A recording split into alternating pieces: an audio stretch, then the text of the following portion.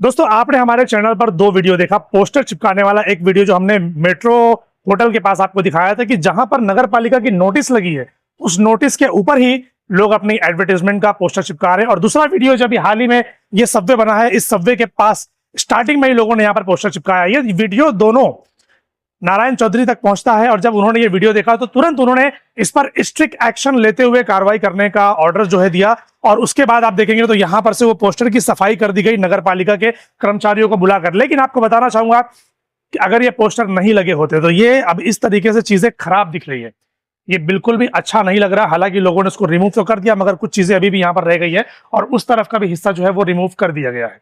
और साथ ही आपको बताना चाहता हूं कि जिस भी कंपनी ने ये काम किया है उनके ऊपर जो पहला पोस्टर उन्होंने चिपकाया था मेट्रो होटल के पास, उसको लेकर उन पर एफआईआर हो चुकी है। एफआईआर की गई है और एफआईआर में जो दफाएं लगी है वो मैं आपको बताता हूं। पहली है महाराष्ट्र मलमत्ता विरूपनाश प्रतिबंध अधिनियम 1995 की धारा 3 और उसके बाद महाराष्ट्र पुलिस अधिनियम 1951 की धारा 33(1)(d)(b।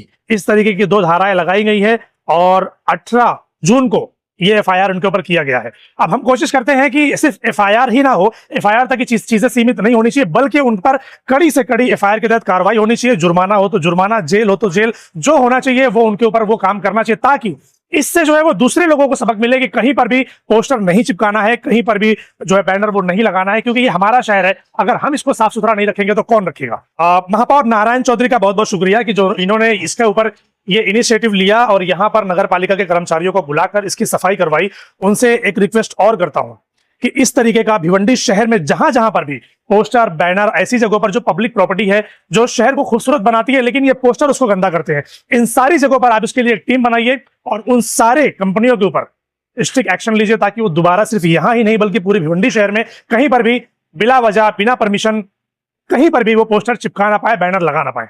इसके अलावा एक दूसरी चीज आपको दिखाना चाहता हूं, इधर आइए।